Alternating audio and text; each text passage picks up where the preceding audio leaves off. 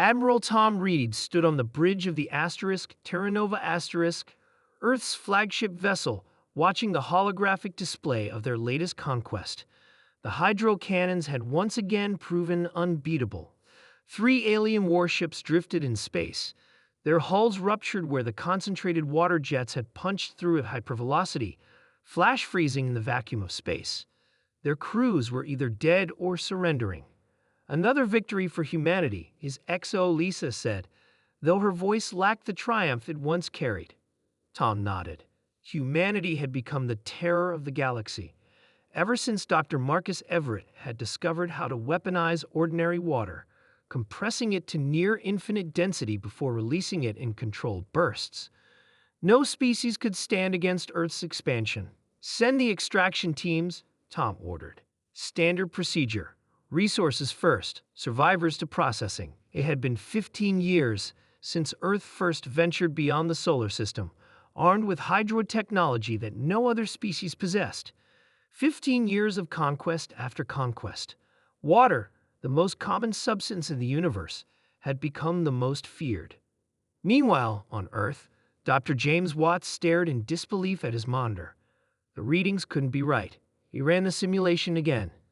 "Computer, verify atmospheric moisture levels, historical comparison." "Verified," the AI responded. "Global atmospheric moisture has decreased 57% in the past decade."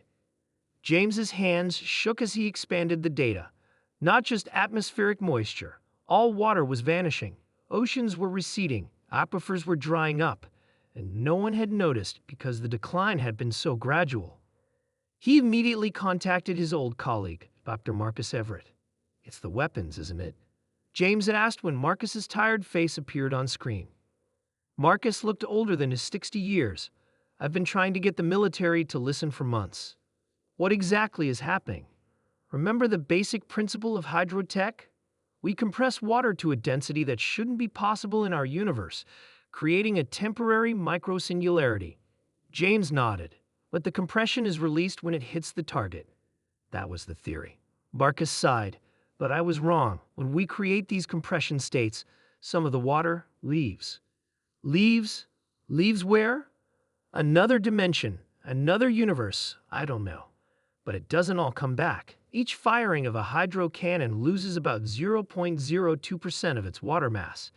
Doesn't sound like much until you calculate how many shots have been fired in 15 years of conquest." James stared in horror. "We've been literally removing water from our universe." 6 months later, the crisis was undeniable. Earth had implemented severe water rationing. Colonial worlds were in uprising as the water shipments they depended on ceased. The military had been ordered to stop using hydro weapons, but the damage was done. Admiral Reed looked out the viewport of Space Station Omega, watching Earth below. The once blue planet now showed more brown than blue or green. "Admiral," a voice called. It was Dr. Watts. "The Alliance representatives have arrived." Tom nodded grimly. The Alliance, what humans had once called the enemy. Now they were Earth's only hope. The meeting room held an assortment of aliens that would have been unthinkable a year ago. The Rillans with their crystalline bodies, the gaseous myth floating in containment suits, the insectoid Krell. The leader of the delegation, a Rillan named Dex, spoke first. "We have reviewed your situation, humans. Our scientists confirm your theory. The water is indeed being displaced to another dimensional plane. Can we get it back?" Tom asked. "Perhaps," Dex replied, "but it will require something you humans have never demonstrated: cooperation." Lisa, now science director for the Earth Emergency Council, stepped forward. "We're ready to cooperate. We have no choice." Dex's crystalline form refracted light as he moved.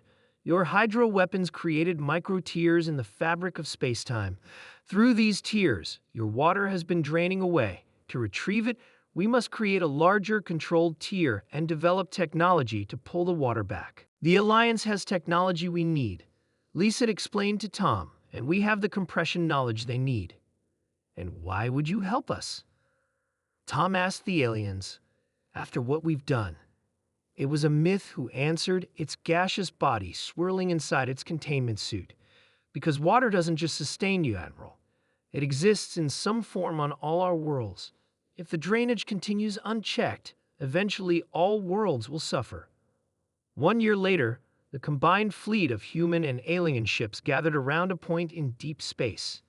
At its center was the Asterisk Reclaimer Asterisk, a massive device built with technology from a dozen species. On the Asterisk Terra Nova Asterisk, Tom watched as the final preparations were made. Next to him stood Dex, Lisa, and representatives from 20 formerly hostile civilizations.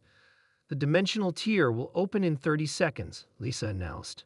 Tom looked at his former enemies, now allies. I still don't understand why you forgave us so easily. Dex's crystalline form shimmered. We didn't forgive you, Admiral. We understood you. Every spacefaring race goes through a phase of conquest before they learn cooperation is the only sustainable path. You humans simply had a more effective weapon than most. The Asterisk Reclaimer Asterisk activated. A point of light appeared, then expanded into a swirling vortex. Instruments across the fleet registered an enormous mass on the other side. It's working, Lisa whispered. The water, it's all there. As the retrieval began, Tom watched the dimensional tier shimmer with the light of uncountable water droplets beginning to return home. He thought about Dex's words. Perhaps the greatest weapon humans had ever created wasn't the hydro cannon, but the crisis it had caused.